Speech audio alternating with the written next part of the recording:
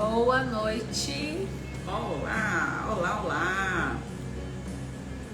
Já estamos ao vivo. Aguardar o pessoal entrar aí, né, Bárbara? Mais uma terça-feira, passando para desejar também aí para vocês uma ótima noite, viu? Sejam todos bem-vindos. Mais uma terça-feira aí com as nossas lives. Conversa com a Rose, sempre com convidadas maravilhosas. Hoje a gente vai ter uma advogada aí excelente, com uma história linda, vai contar pra gente tudo em detalhes e também vai ajudar aí mulheres que precisam aprender um pouco sobre esse universo, que não são poucas, viu? Sim, um tema super diferente do que a gente já trouxe por aqui.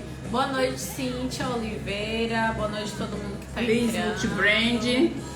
Tá viajando, já entrando um monte de novidade, viu? Tô sabendo, Sim. amiga. Hoje eu fui lá no Luiz Eduardo e aí onde já me passou tudinho, viu? Que você tá viajando, tá buscando muita coisa bonita. Daqui a pouco tá cheio de novidade na loja lá, o Liz Multibrand, nossa vizinha do Lem. Boa noite, Milena. Mari.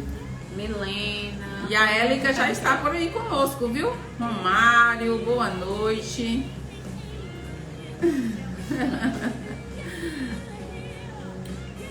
E esse tema eu achei super diferente, porque a gente traz aqui muitos temas relacionados à psicologia, já trouxemos também temas relacionados ao direito, mas de outras áreas. É verdade. E aí dessa vez a gente conseguiu juntar um tema relacionado ao direito e à saúde, já que é a especialização da Élica, né? Exatamente. Ela é especializada, ela vai falar mais sobre, né?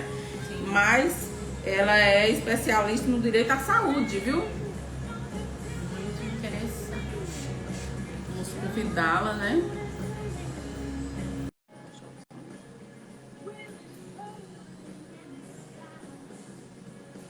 Falando sim, muitas novidades. Pois é. Tipo balada, né? Ai, ai, é isso aí. Olá, boa noite. Boa noite, Élica. Tudo bem? Boa noite. Tudo bem? Olha que Todo mundo tá me prazer. ouvindo? Aqui sim. Inclusive, deixa eu aumentar aqui o áudio. É, pra Às mim, vezes né? o nosso fica baixo. É, às vezes o nosso tá bom pra você, Élica? Tá ótimo. Então, primeiro eu gostaria de dizer que é um grande prazer recebê-la aqui para essa nossa conversa com a Rose, né? Temos recebido várias amigas maravilhosas que trazem temas sempre do interesse de mulheres, né? Que o nosso objetivo é ajudar umas às outras. E a gente percebe que pelo tema proposto, né, você percorreu um caminho difícil, mas superou e quer passar um pouco dessa sua experiência para outras mulheres de como também conseguir superar e vencer esse obstáculo muito grande que é o câncer, não é verdade? Então, gostaria que você se apresentasse primeiro às nossas amigas aí, para a gente conhecer mais um pouquinho sobre você. Boa noite. Eu sou Élica Souza. Eu sou especialista em direito público, em direito do consumidor, e dentro desses dois nichos eu passei a me especializar mais em direito da saúde, né? Então, assim, sou especialista também em direito acidentário e em educação e meio ambiente. Aos 31 anos, né, eu fui diagnosticada aí com câncer de mama, uma idade fora da idade normal, porque geralmente as mulheres são diagnosticadas com idade um pouco mais elevadas, né, a partir dos 50 anos, conforme o Instituto Nacional do Câncer menciona. Porém, cada vez mais nós temos visto muitas mulheres jovens sendo acometidas pelo câncer de mama. A minha especialidade, eu busquei a cada vez mais me especializar em direito da saúde, justamente diante das dificuldades que eu, como paciente, enfrentei. Então, o tema proposto aí, quando a gente fala recomeços são possíveis, é justamente falar sobre isso. É falar sobre, mesmo diante de situações difíceis, nós temos que ter em mente que nós podemos sim recomeçar. Recomeçar de uma forma que talvez não seja aquela que a gente queria, mas se adaptar com o novo que está ocorrendo na nossa vida. Então, assim, em momento algum, mesmo diante de qualquer situação, nós devemos desistir ou parar, né? Então, se determinada situação nos coloca contra a parede, então nós temos que encontrar uma porta de escape e recomeçar. Muito bacana Perfeito. essa colocação, né, dessa explicação do porquê, do seu interesse, para as pessoas também entenderem melhor. Né? Já motiva de cara, né? Sim. Então, e como é que foi receber, então, para você esse diagnóstico, hein, Élica? Muito difícil, você é uma jovem, né? O período, quando eu recebi o diagnóstico, foi o mesmo ano que eu recebi a minha carteira do OAB. Então, eu costumo dizer que 2016 foi um ano cheio de emoções. Foi um ano em que eu recebi a minha aprovação no exame da ordem, recebi a minha carteira do OAB, e como nós moramos no interior, então primeiro a gente recebe uma provisória para depois receber a definitiva, que é a tão sonhada vermelhinha. Aí, quando eu recebi a vermelhinha, com 2 meses, eu recebi o diagnóstico de câncer de mama. E faltavam poucos dias para o meu aniversário. E eu sempre, diante de tantos casos que eu conheço, porque no hospital que eu me trato, lá é atendida aproximadamente 5.000 pessoas por dia. Eu conheço várias pacientes no percurso do ônibus de várias cidades, de vários estados também, que acabam indo para lá. E eu tenho verificado e agradecido a Deus sempre, dito que o diagnóstico foi um presente, porque nem todas as pessoas conseguem obter o diagnóstico a tempo de fazer o tratamento e ficar curado. Verdade, menina. E aí, como é falar sobre recomeço quando você está diante desse diagnóstico, que é um diagnóstico grave, né? Que todo mundo tem medo. Então, justamente o que eu falei anteriormente sobre estar em situações difíceis e você tem que adaptar a isso. Então, no momento que eu recebi o diagnóstico e eu disse, agora todos os outros planos que eu tinha vai ter que ficar parado, stand-by, né? E agora eu tenho que seguir.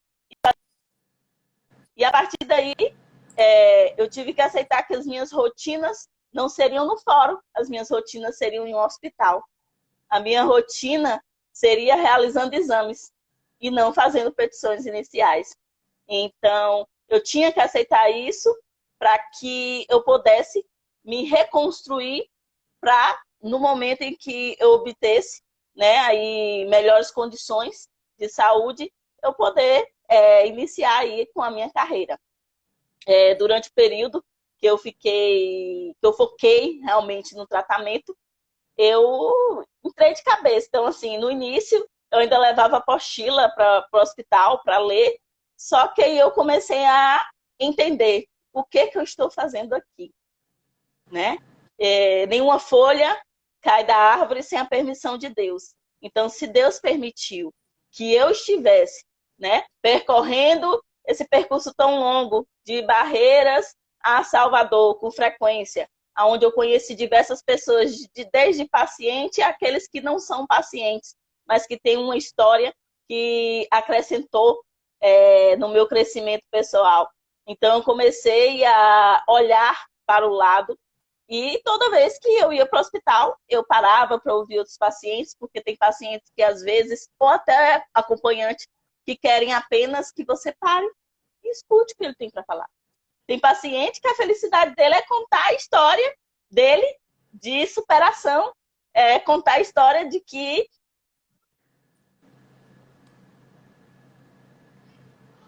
de orgulho, chegar e dizer, eu venho de tantos quilômetros só para me tratar.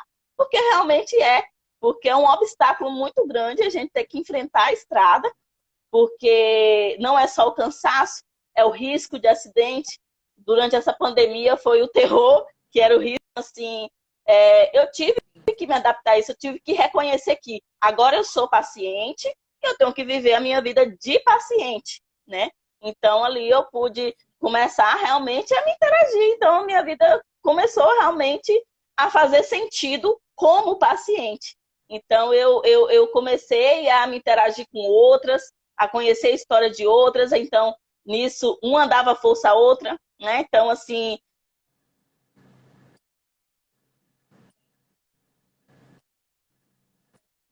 ação foi toda de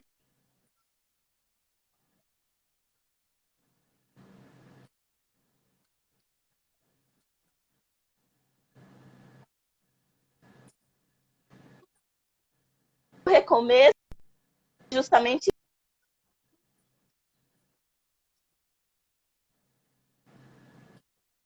ali, né? E que iria fazer a diferença na vida de outras pessoas e na minha vida. Muito interessante. Então, pelo que deu para entender, a tua inspiração, né? Veio a partir do momento que você relaxou, que você se permitiu também ver as histórias dos outros, conversar com os outros, não ficar ali focada só em todos os objetivos que você tinha antes, no que não dava para cumprir, no que faltava, né? Exatamente. Porque muitas das vezes nós paramos e pensamos assim: eu só vou fazer determinada coisa quando eu tiver em condições. Então, Sim. eu só vou falar e dar apoio para outro paciente depois que eu já estiver bem? Não, eu não estou tão bem, mas eu posso estar um pouco melhor do que uma outra ali e posso auxiliar ela naquilo ali, né? Como já teve momentos que eu estava cansada já e outra paciente sentou ao meu lado e me deu toda a força. Então, assim, você conhece tantas histórias, e você realmente sai de lá fortalecida, né? Bacana. É verdade. E foi muito difícil para você? Tá dando É difícil porque, Às vezes dá uns assim, cortezinhos, né? foi difícil porque, assim, cada etapa do tratamento é um novo. E você tem que se adaptar ao novo, sempre. Então, quando eu fui realizar as minhas cirurgias, era um novo. Aí é onde entra. A primeira cirurgia que eu fiz foi para retirar nódulos no pulmão. Porque quando eu fiz todos os exames, constataram que tinha nódulos no pulmão direito. Porém, eu repeti o exame em várias clínicas, ainda pedi a gravação do CD para minha médica olhar e ninguém conseguia definir se era ou não maligno. E precisava disso para definir o meu tratamento do câncer de mama. E aí, o que, que acontece? Tive que ser submetida a essa cirurgia primeiro para realizar a biópsia, para verificar se realmente era ou não. E eu sempre lembro que a minha médica, quando a gente estava no ambulatório, ela virou e disse assim para mim: olha, esse tipo de cirurgia você vai precisar ficar internada 7 dias. Porém, se você fizer a sua parte, quando a equipe de fisioterapeuta chegar, que passa as orientações para você, se você se esforçar e conseguir, você consegue sair em 2 dias. Aí tá bom. Aí nisso, com as orientações que ela deu, eu comecei a fazer tudo que me mandava. E eu consegui, de uma internação que seria 7 dias, sair em 2 dias. Inclusive, a fisioterapeuta, ela virou e disse para mim que eu poderia ter dificuldade para subir até o primeiro andar de um prédio. E hoje eu corro 5, 6 quilômetros. Então, assim, foi uma superação para mim. Toda vez que eu vou para a pista, que eu vou correr, cada quilômetro que eu corro é sempre agradecendo a Deus, né? E ver que aquilo que poderia me limitar, eu me adaptei, fui aos poucos, né? Desenvolvendo os exercícios que eram necessários conforme as recomendações e consegui superar. E hoje aí eu percorro e a equipe, o ano passado, no final do ano, me deu alta definitiva. Então, assim, eu já estou sem uma equipe me acompanhando, porque eles já consideraram que está tudo bem, tudo ok. Né? Então, assim, para mim, isso aí é uma grande vitória. com E certeza. aí eu fui.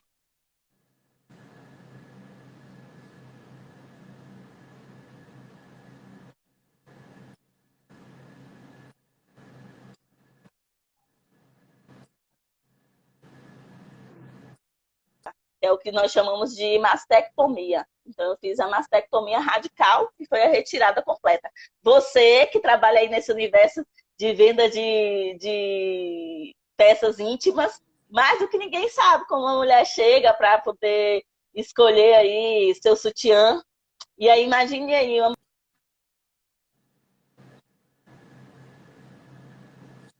é uma situação delicada, complicada, mas eu não senti muito quando eu retirei a mama. Eu senti quando eu fui para a fase da quimioterapia, porque teve a queda de cabelo, nem todos os alimentos você conseguia consumir. Então, assim, muda um pouco, muda bastante sua rotina. Então, eu fiz 4 químio, que a gente chama da quimio vermelha, que é bem forte, e os sintomas são né? Então, assim, quando eu mudei para os outros ciclos de quimioterapia branca, os sintomas já são outros. Então, cada etapa do tratamento, a gente vive um novo. E nisso gera várias inseguranças.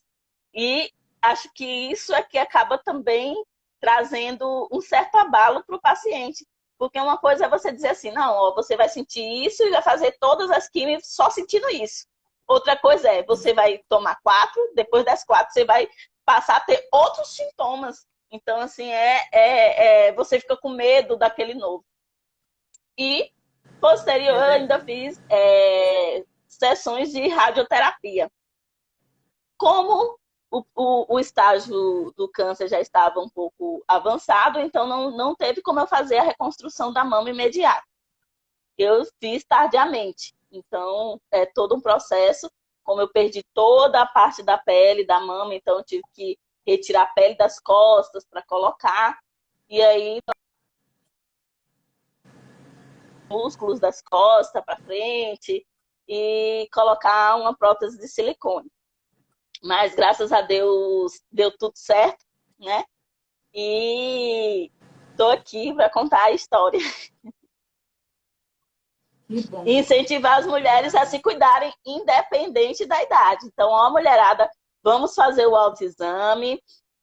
Não fique apenas também no autoexame. Vamos fazer os exames de rotina. Então, as mulheres que ainda não têm idade para fazer a mamografia, fazer ultrassom, mas vá no seu ginecologista, na sua mastologista, não deixe hipótese alguma de se cuidarem. Né? Todos os anos nós colocamos aí na agenda, agora que está voltando as festas, a agenda do São João, vou para o São João não sei aonde, mas e aí, na sua agenda, você colocou os seus exames de rotina? Né? Então, assim, é uma coisa que a gente tem que priorizar. Né? Se a festa também nos traz bem-estar, porque encontra amigos, bate-papo, dança, os nossos exames mais ainda, porque sem saúde depois não tem dança nenhuma. É mesmo, com certeza.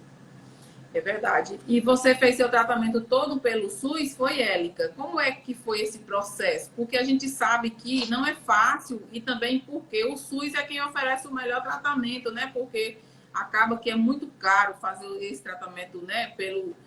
Por plano de saúde ou particular. Eu digo para você por experiência, porque eu tive, né, uma cunhada que infelizmente ela foi uma vítima, né, do câncer. Ela fez tratamento por 8 anos, mas infelizmente ela faleceu. Então a gente conhece esse processo todo e o pior que ainda conhece de uma maneira negativa, né? E a gente sabe que não é fácil, né, procurar tratamento e conseguir, e graças a Deus você é uma vitoriosa, a gente fica super feliz por você ter conseguido vencer, né? Mas como é que é iniciar, né, para as pessoas que não sabem, né? Porque isso é uma informação que a gente precisa passar, né? Como é iniciar esse tratamento pelo SUS, os desafios que você enfrentou? Então, os desafios diante do SUS são grandes, mas principalmente no que se diz respeito ao diagnóstico.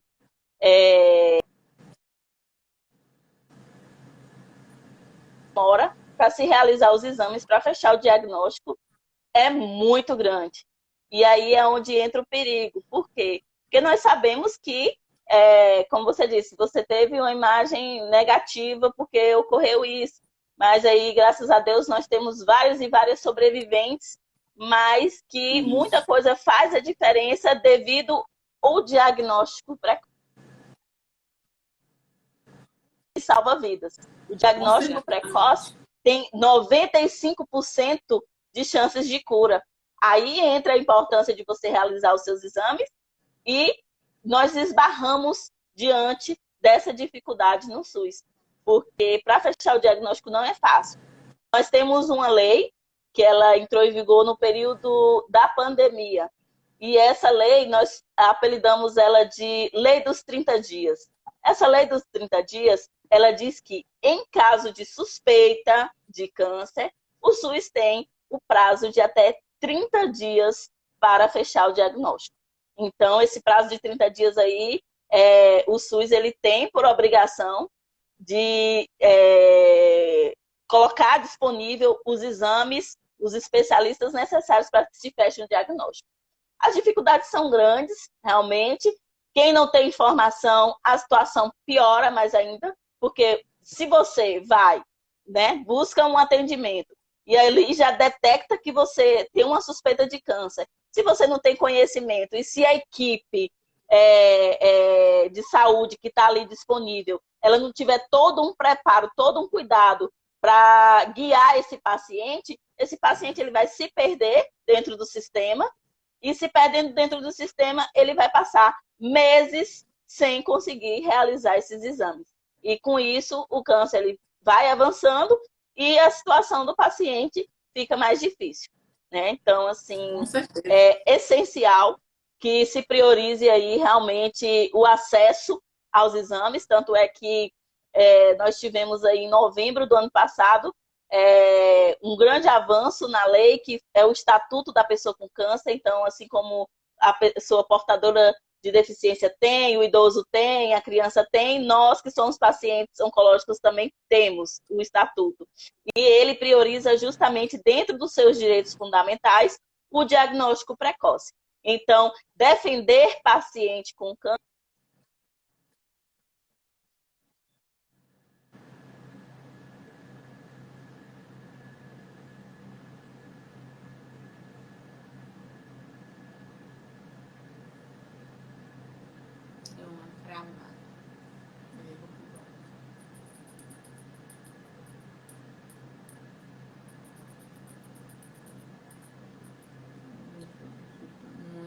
informações. Não era da fase dela sair e entrar de novo. Sim. Deixa eu comentar de novo. Às vezes a internet. Gente, a internet tem hora que não ajuda, mas vai dar certo. Muita informação importante que a gente não tem muito acesso. Quer saber tudo certinho, né? E a mulher sabe tudo, porque ela traçou. Pronto, voltou. Parece que melhorou mais. Pronto. Falando do estatuto. Do estatuto, né? Isso, que o estatuto, ele em seus direitos fundamentais, ele estabelece justamente o diagnóstico precoce. Então, é essencial aí que todos aqueles que estão em linha de frente, né, vereadores, deputados, lute para que as pessoas tenham acesso a esses exames que são tão necessários para que se feche aí o diagnóstico. Outro passo, receber o diagnóstico. Ao receber o diagnóstico, quando você está com esse diagnóstico na mão, ele abre portas. Então, ele facilita bastante para que você tenha acesso ao tratamento. Nós temos também uma lei, que é a lei conhecida como a Lei de 60 Dias. Essa Lei de 60 Dias, ela diz o quê? Ela diz que, a partir do momento em que você recebe o resultado do anátomo patológico, que é o exame que a gente conhece como biópsia, positivo, ali o SUS tem um prazo para o tratamento. Então, assim, como vocês veem, todo o percurso que nós temos lei que ampara isso. Então, é essencial que todos tenhamos o conhecimento para que possamos exigir esse cumprimento, né? Para que a gente garanta aí um acesso mais rápido possível para iniciar o tratamento, porque isso faz toda a diferença, né? Lógico que, assim, tem alguns casos que não requer tanta pressa, mas tem outros que exigem uma celeridade maior. Então, aí é onde entra o papel da regulação e analisar realmente aqueles casos que são prioritários, né? Então, assim, quando eu iniciei meu tratamento, eu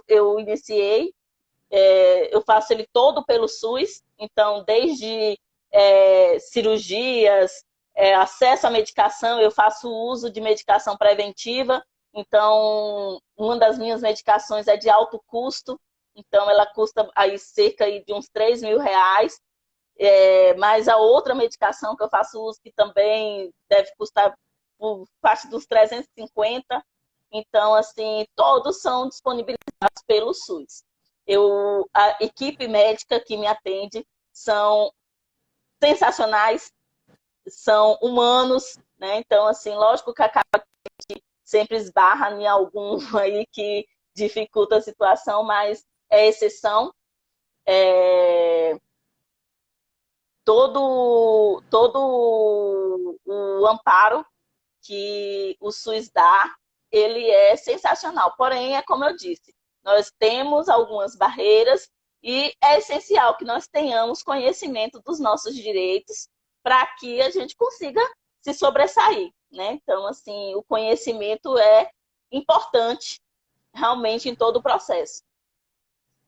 Uhum. Então, vamos explicar bem direitinho, né? Vamos fazer de conta que a pessoa teve o diagnóstico, aí ela sai do médico, ela vai aonde primeiro?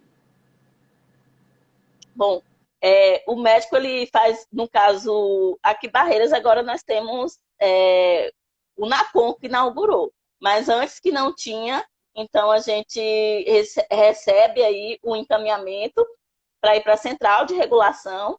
A central de regulação vai fazer esse encaminhamento e aí você vai para o seu tratamento fora do domicílio, né? Que no caso, os pacientes, a maioria aqui, vão todos para Salvador. Aí agora com o NACOM, né? Então vai ser regulado aí para aqui, levando em consideração que é como eu falei, muito bom a instalação aqui, porém nós temos que levar em consideração que serão 36 municípios a serem atendidos. Nós não sabemos aí qual será o fluxo realmente aí desse atendimento, então assim, como vai passar pelo crivo da regulação, possa ser que ocorra aí que algum paciente vai acabar tendo que ir para fora, né? Então, assim, vamos ter fé em Deus que dê conta aí da demanda, porque, né, isso aí, sem dúvida, faz toda a diferença. E fazer aqui a ressalva que o NACOM é uma unidade de tratamento dos cânceres mais prevalentes. Então, aí nós temos aqueles cânceres que são mais incidentes. Então, vai ter alguns casos de cânceres específicos que o NACOM não trata, né? Então, aí tem que ir para fora do mesmo jeito. É verdade. Então, assim, caso a pessoa veja mas que o no seu caso importante, não está... mas o importante, a gente tem que pensar assim, é longe, é distante, nós ficamos longe na nossa família, porém é essencial, né? É isso que vai garantir aí a nossa cura, a nossa vitória. Eu estava até analisando aqui, porque todos os anos, no Dia das Mães, eu nunca conseguia passar o Dia das Mães em Barreiras com a minha filha. Aí eu tive um compromisso de ir para Salvador semana passada, né? E aí eu disse, ela vai comigo, porque aí se eu tiver que ficar por lá, ela já passa junto comigo. Mas graças a Deus eu consegui retornar, e aí retornei com ela e consegui passar o Dia das Mães com ela, né? Receber o abraço no dia mesmo oficial do Dia das Mães. Então, assim, quando você vai fazer o tratamento fora, são muitas coisas que envolvem. Filho que fica distante da mãe, né? Então, assim, alguns compromissos que às vezes você quer assumir, mas não pode, porque você vai ter que viajar. Então, assim, envolve todo um misto de coisas, né? Às vezes você não acha o acompanhante, porque todo mundo tem, infelizmente, aí seus compromissos de trabalho, de estudo, mas o paciente aí passa por muito perrengue. Mas o importante é que consegue a recuperação, né? Sim, graças a Deus. Você é um exemplo de força aí para as pessoas que depois você já estava dando um exemplo que você já conseguiu passar esse Dia das Mães com sua filha, né? Devido a você ter feito realmente esse tratamento, passado por essas dificuldades aí durante esse tempo, né? É isso. E ela falou também sobre a reconstrução, né, de mama que você fez depois, não é? Como é que a pessoa pode conseguir esse direito, né, a essa reconstrução? Todo mundo tem direito? Como é que é feito? Então, durante o tratamento de câncer, muitas mulheres têm aí como indicação médica a mastectomia. Essa mastectomia ela pode ser parcial, que tira apenas um pedaço da mama e que é muito conhecida aí como quadrante, e a radical, que é a retirada completa, muitas das vezes tem um comprometimento aí dos linfonodos da axila. Então, a lei, ela diz o seguinte, que em casos de mastectomia, quer seja parcial ou radical, a mulher ela tem o direito da reconstrução imediata. Inclusive, agora com o complemento da lei, que foi em 2019, salvo me engano, ele inclui aí tanto a auréola como o bico da mama como parte da reconstrução, porque antes as mulheres tinham dificuldade, elas faziam reconstrução, mas aí tinha dificuldade de garantir a auréola. Sim, estética.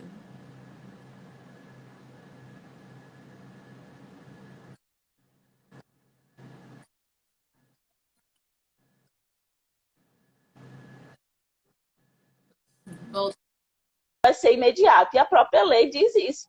Então, a mulher, quando ela não tiver condições clínicas de realizar de maneira imediata, ela deve ser encaminhada para a sua equipe, né, a equipe que acompanha ela, de mastologista, para que, no momento ideal, quando ela alcançar as condições clínicas, ela seja submetida a essa reconstrução. A reconstrução ela pode ser de diversas formas. Cada caso é um caso, então a gente também tem que levar isso em consideração. Vai ter mulheres que vai precisar retirar a pele do abdômen para colocar, vai ter outras que, como o meu caso, foi nas costas, eu tirei para colocar, vai ter outras que não vão precisar, né? Tem outras que vai ser com silicone, outras que vão ser só com gordura mesmo do próprio corpo. Então, cada caso é um caso. Mas a lei, ela garante, sim, a reconstrução imediata ou tardiamente, né? Como eu falei. E se for tardiamente aí, assim que ela alcançar as melhores condições, ela tem direito aí a reconstruir. E que faz toda a diferença na autoestima da mulher, né? Principalmente vocês que vendem... Principalmente vocês aí que vendem peça íntima, aí sem dúvida a mulher, depois que ela reconstrói aí essa mama aí, porque é o símbolo, né?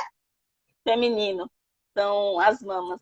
Mas é isso, mas a gente não pode, né, se deixar aí abalar diante das circunstâncias. Nós temos falado Inclusive, muito sobre, né, esse de autoestima, né? Bárbara também como psicóloga, né? E a gente se preocupa bastante, né, com respeito a essa autoestima da mulher, né, na pós-mastectomia. Inclusive, a gente tem bastante cliente, né, que Sim. ainda não reconstruíram, né? E ainda não deu certo fazer a reconstrução, ainda não é tempo, como você falou, todos têm direito, mas quem vai determinar quando fazer é o médico, né? Não é a pessoa que chega lá e faz, vou fazer, né? Assim, né? Mas aí a equipe médica, né, vai analisar. Tem muita gente que mexe. Eu, particularmente, como eu falei, em parte, eu não senti muito. Porém, quando reconstruiu, a autoestima subiu bem mais, né? Aí, sem dúvida, fez toda a diferença. Porque, assim, você acaba se limitando. Não pode usar uma blusa um pouquinho mais alta.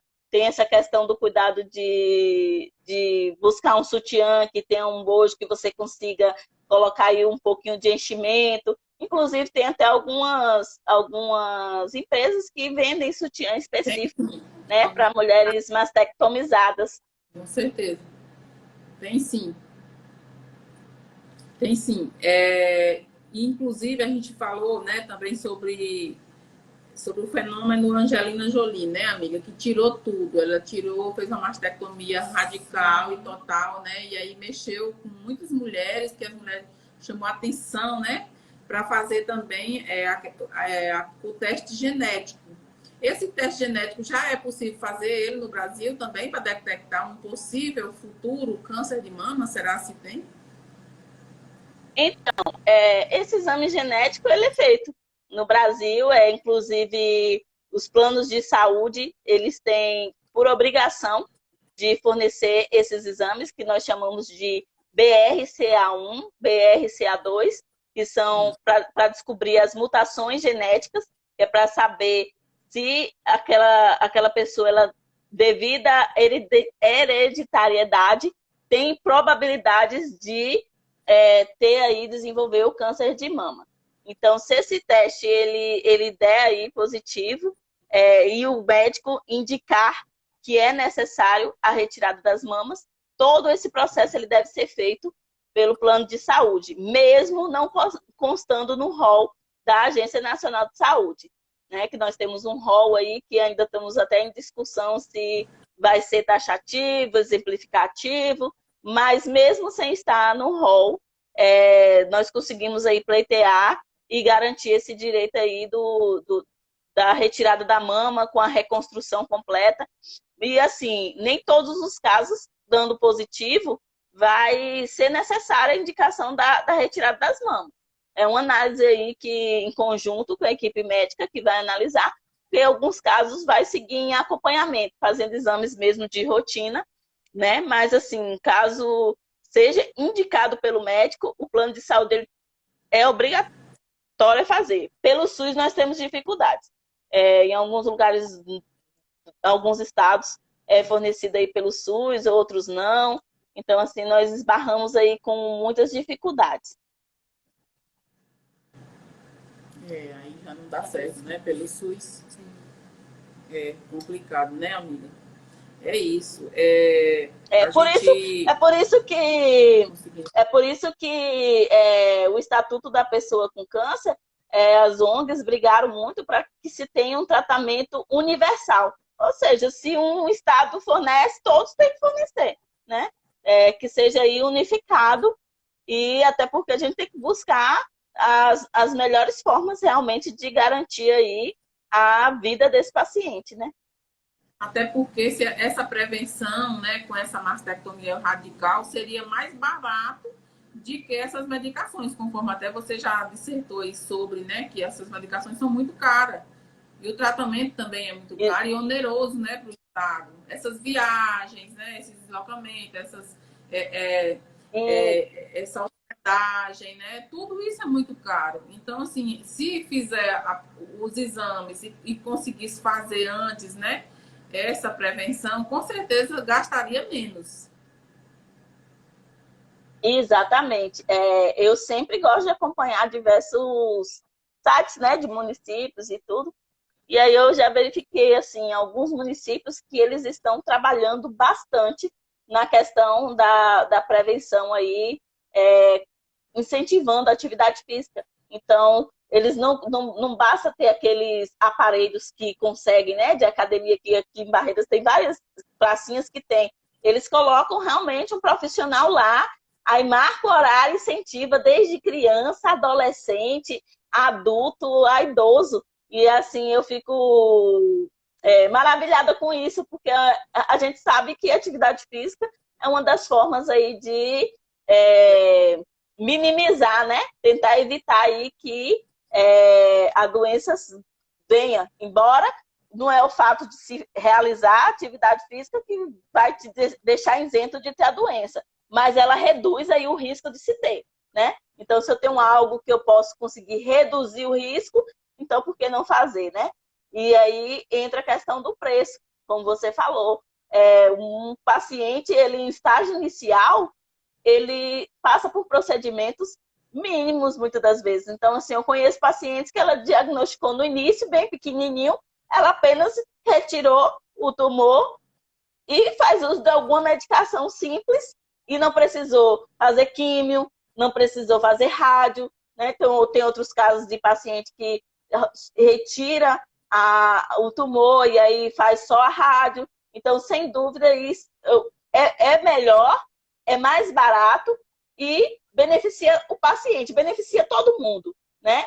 Porque o paciente, ele quando se encontra aí num diagnóstico precoce, ele vai ter menos sequelas.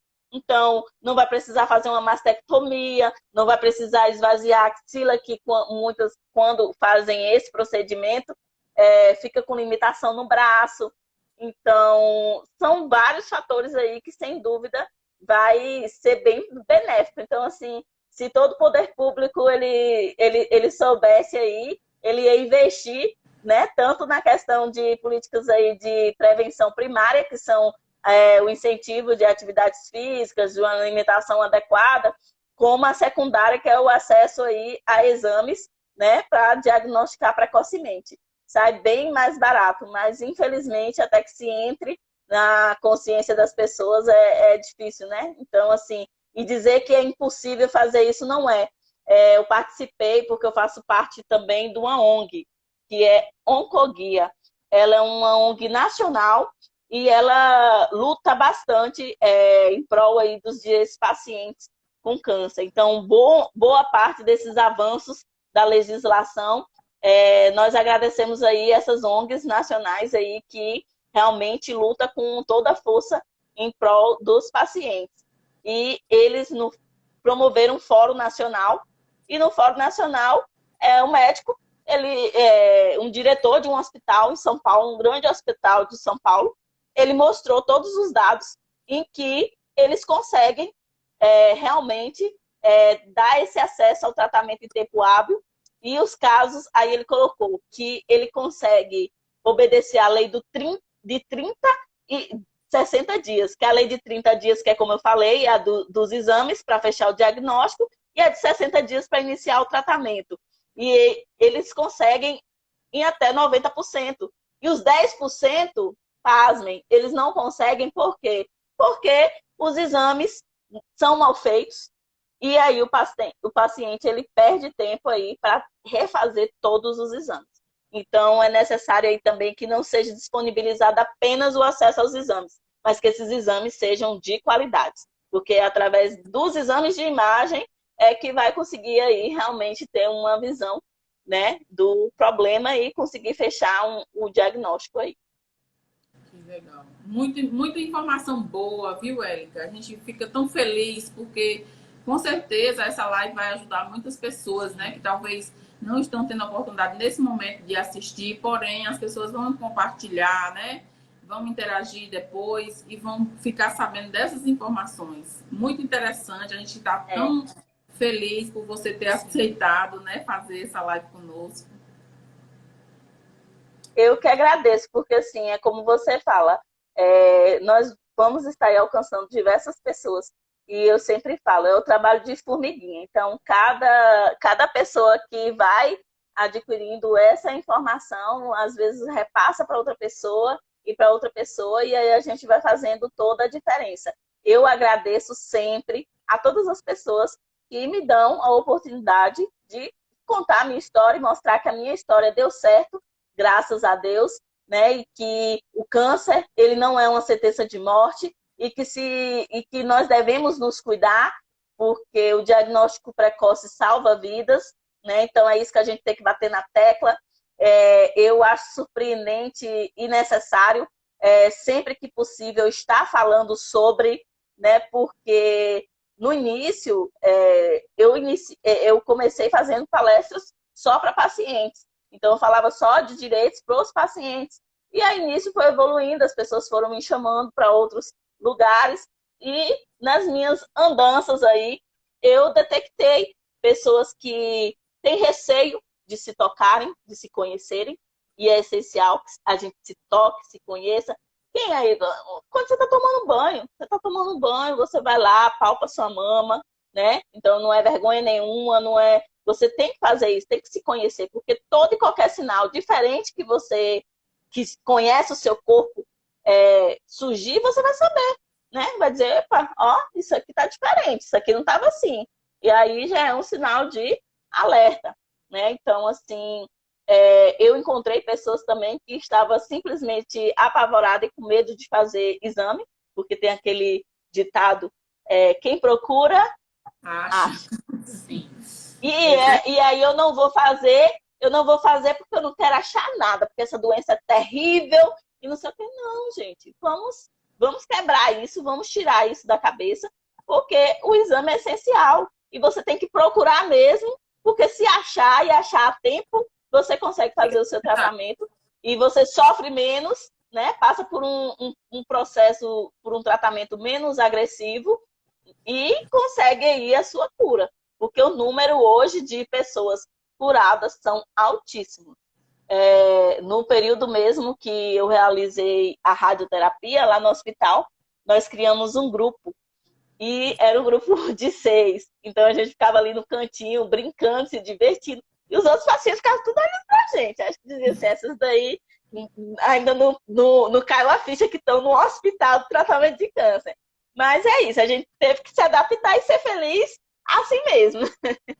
E aí juntou num grupinho ali, então a gente ficava brincando, rindo, trocando nossas experiências.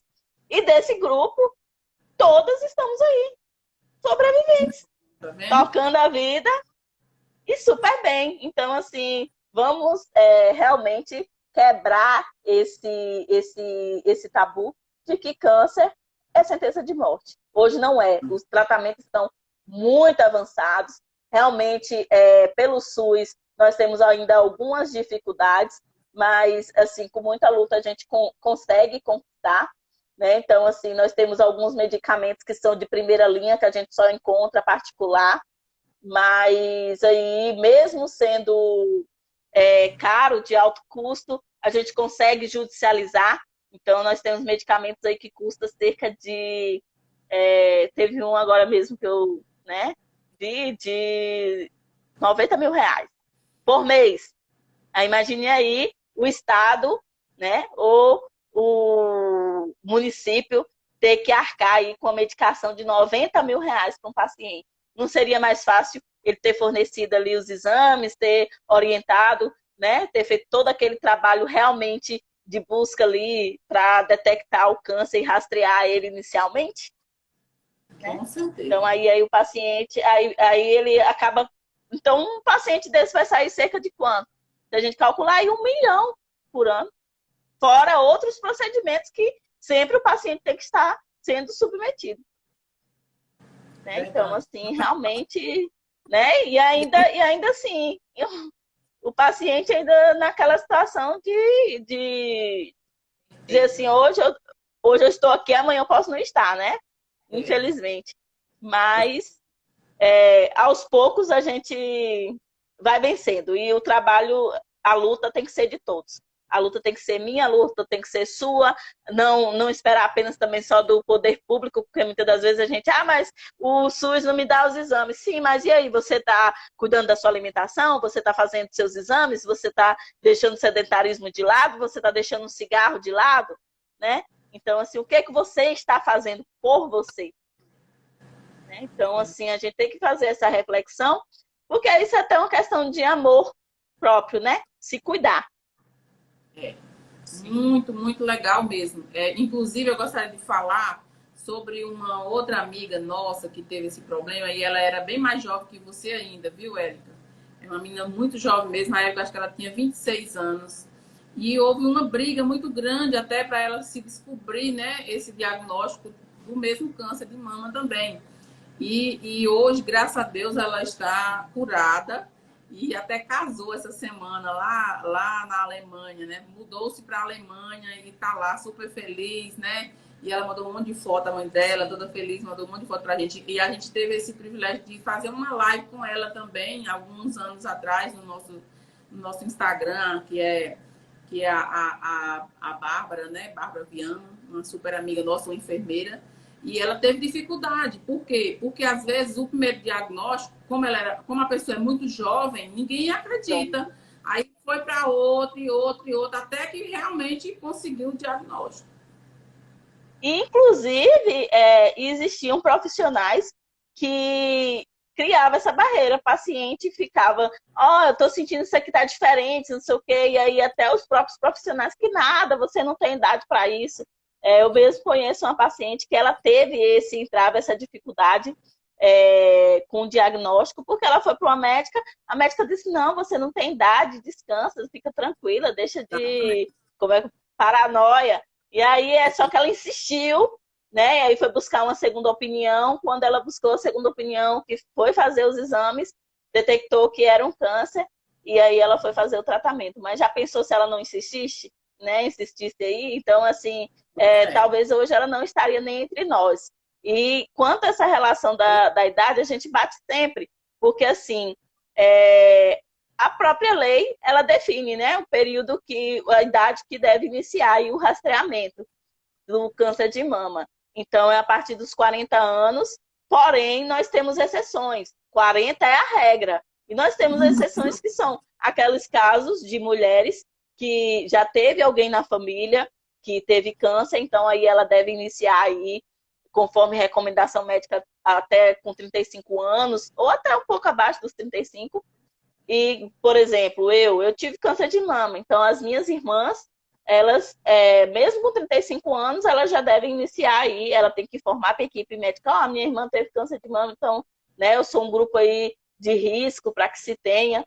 Então, tem essas exceções. E o que eu fico mais assombrada é que ainda se cria barreiras, mesmo sabendo que se existem exceções. Eu, inclusive, a semana, tem o quê? Uns 15 dias, mais ou menos, se não me engano, uns 15 dias, eu fui marcar a minha mamografia, porque como eu faço ainda o acompanhamento, minha remissão, porque eles consideram realmente totalmente curado com 5 anos, né, da retirada do tumor. Então, vai completar agora em junho.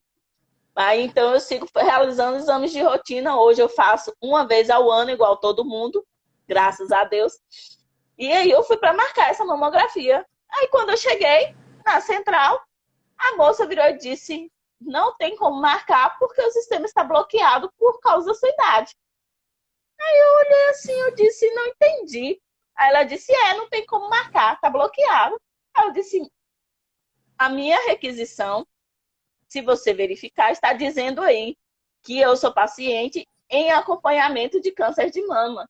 E tem o adesivo aí do hospital de tratamento de câncer. Como é que você me diz que não tem como marcar? Aí ela disse, mas a idade está bloqueado. Ela quis dizer assim para mim, tchau, vai embora, está bloqueado, pode ir com Deus.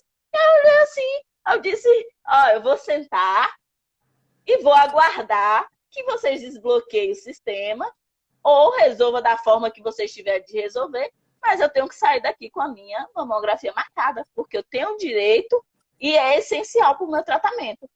Aí, nisso, a outra interviu, pegou, me encaminhou para outra sala. Aí, quando eu cheguei na outra sala, aí a outra funcionária disse, porque... Aí eu falei bem assim, o sistema não era para estar bloqueado. Porque aí ela, mas o rastreamento é com 40 anos. Eu disse assim, eu sei, mas você sabe que existem as exceções? Aí ela disse, sim, existem as exceções. Eu disse, então, como é que esse sistema está bloqueado, dificultando o acesso do paciente? Nunca na vida que um médico vai solicitar aí para uma paciente jovem um exame que ele sabe que ele não, que não se deve solicitar abaixo dessa idade, a não ser um caso específico, né? Então, aí como ela viu que eu entendi, aí ela veio dizer, não, é porque o código que a médica colocou estava errado. Eu disse, não está errado. Ela colocou que você já é tratada. Eu disse, sim, eu já estou tratada. Eu faço só acompanhamento. Ela não pode botar outra coisa aí que não seja a realidade do meu prontuário médico atual. Como é que ela vai colocar um quadro clínico meu que não existe, que não está só para facilitar a marcação? Não. Eu tenho direito da mesma forma, durante o acompanhamento, do acesso ao exame. Aí ela olhou assim e disse, não, nós vamos resolver. Tá bom. Aí resolveu. Então, assim, aí eu fico perguntando, e se eu não tivesse conhecimento? E se eu não soubesse que eu realmente, como tenho 36 anos, eu tenho esse direito ao meu exame, mesmo estando em acompanhamento? Eu iria embora? Eu poderia me desestimular, porque nós conhecemos pacientes que às vezes não tem 20 centavos para tirar uma xerox. Aí essa paciente ia desistir, talvez, até do acompanhamento, porque ia dizer assim, como é que eu vou voltar para a médica sem meu exame? Não vou. E para ali tudo e acaba todo o processo que ela encaminhou por meses, por anos. Né? Então, assim, tem que ter muito cuidado e tem que ter uma... e assim, eu faço aqui uma chamada mesmo para os gestores, porque é essencial que a equipe de frente, a equipe, ela esteja capacitada e habilitada para isso. Porque, assim, então o paciente, ele já está totalmente fragilizado, com o psicológico abalado, e aí ele recebe uma negativa do exame desse, então para ele desistir de seguir o tratamento é facinho. É facinho. Então, assim, tem que ter essa responsabilidade social. Né? Então, não é só a questão de ter a responsabilidade de dar o acesso ao exame, ao tratamento, é a responsabilidade social, porque muitos pacientes, eles, por si só, muitos não querem nem iniciar o tratamento. É com muita dificuldade que muitos iniciam. Até por essa questão já do estigma, do tabu de dizer que câncer mata, é sentença de morte. Vou me tratar para quê? Para sofrer e ficar aí dando trabalho para os outros, né? Então, assim, entra toda uma dinâmica aí que tem que ter realmente uma equipe totalmente preparada para atender essas pessoas, para evitar aí que o paciente ele pare no meio do caminho. Verdade. Antes de tudo, antes das nossas técnicas, das nossas profissões, a gente tem que ser ser humano, né? Lidar com outros seres humanos com sensibilidade também, com cuidado, né?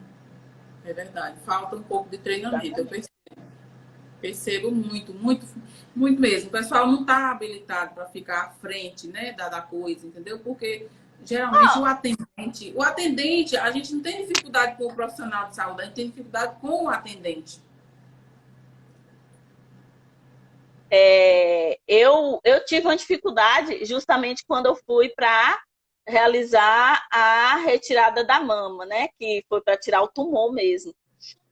Como eu disse, eu iniciei com uma cirurgia, né? E com isso, no período que eu aguardava o resultado da biópsia e tudo, eles marcaram, eles me deram uma medicação para tomar, para evitar que o câncer avançasse.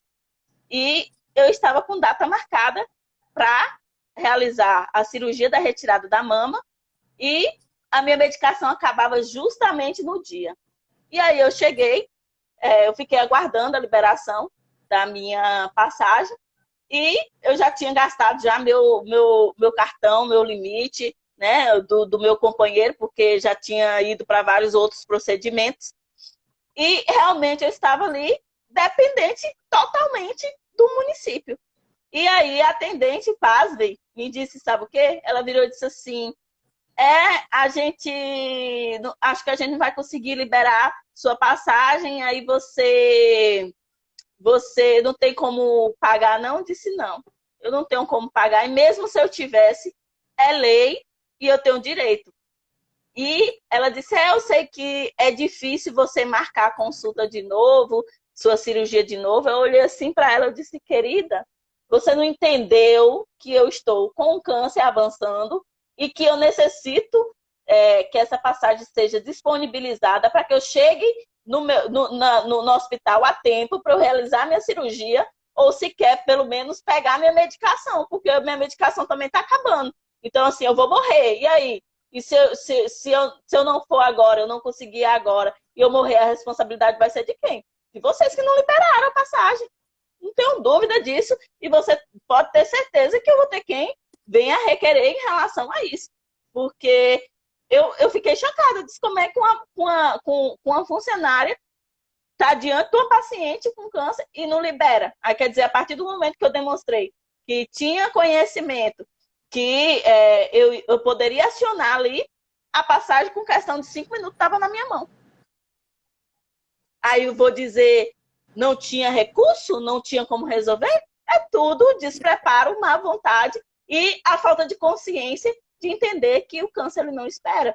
Ele não espera. E eu não estava ali solicitando nada que não fosse além do meu direito, né? Até porque a lei do TFD, ele garante aí que esses recursos ele deve ser priorizado para pacientes com câncer e com problemas nos rins, né? Então, assim, eu não estava pedindo nada que não fosse meu direito. E, assim, eu talvez poderia ainda tentar entender um pouco, porque ainda era um pouco início de gestão, mas nada justifica, né? Então, assim, posteriormente, eu encontrei outra situação em que eu tive aí que intervir e eu ouvi de novo da funcionária dizer assim, veja com ela para ela marcar depois. Eu disse, não, ela está com todos os exames em mãos, ela está precisando ir lá para fazer a cirurgia dela, e aí você vem me dizer isso, ainda teve a coragem de perguntar se eu era política. Eu parei assim, eu disse, gente, eu custo acreditar que eu deparo com umas situações dessas. Então, assim, realmente tem que ter uma capacitação aí com esses funcionários, não tenho dúvida. Inclusive, o estatuto da pessoa com câncer, ele vem justamente dizendo isso, que as pessoas que vão ter acesso a esses pacientes, eles devem receber especializações, então eles devem ser capacitados. Então, assim, eu não vejo a hora que realmente isso comece a entrar em prática, porque são diversas situações realmente que não era para acontecer e que pode colocar aí em risco a vida da pessoa, né? E acabar prejudicando aí essa pessoa. Porque é vida. Eu sempre falo, você não está lidando com... Você trabalhar com saúde, você tem que ter a responsabilidade que ali é vida, é vida. Imagina, uma vida se vai e não tem mais como retornar, né? Então, assim, você tem que entender que é um trabalho muito sério e requer muita responsabilidade. É verdade, viu, Érica? E assim, nós, além de loja, a gente é profissional de saúde, né? Eu sou técnica em enfermagem, a Bárbara é psicóloga, por isso que a gente sempre aborda assuntos do interesse do nosso público. Por quê? Porque nós temos diversos amigos da área de saúde, eu espero que essas amigas, né, que trabalham na área de saúde, eu sei, como a gente acabou de falar, eu como técnica de enfermagem entendo muito bem que seria muito mais interessante colocar um técnico, pelo menos, uma pessoa que entendesse um pouco mais de saúde, que tivesse estudado um pouco mais sobre saúde, sobre os direitos do paciente, sobre os cuidados com o paciente, para colocar à frente de alguns locais. Eu já percebi isso, né? Para que a pessoa possa receber esses pacientes com mais atenção, né? E é por isso que o objetivo dessas nossas lives, né? O que é que uma loja tem a ver com live sobre saúde, com live sobre direitos? É porque a gente precisa fazer esse trabalho de formiguinha, né? Se a gente conseguir alcançar 10 pessoas aqui, passar essas informações para 10 pessoas, já está muito bom, porque aí essas 10 pessoas também vão fazer o papel delas. Exatamente, exatamente. É fundamental que a gente fale sempre, sempre. E eu sempre falo, até aqui em casa, as pessoas ficam, mas você fica só falando de câncer. Eu disse, mas eu vou fazer o quê? Eu tenho que falar. Eu tenho que falar. Se eu eu como paciente, eu não me tornar porta-voz, quem vai se tornar? Né? Porque eu sendo porta-voz, já fica difícil. Imagina, né? Então, assim, é essencial que se fale com frequência e fale normalmente, né? Então, assim, cada vez mais o câncer ele tem aí acometido muitas pessoas, então é difícil você não encontrar um amigo que não tem um parente que tenha câncer, que está em tratamento. Então, assim, eu encontro com alguém, meu pai está em tratamento, minha mãe está em tratamento, meu tio está em tratamento, meu primo está em tratamento.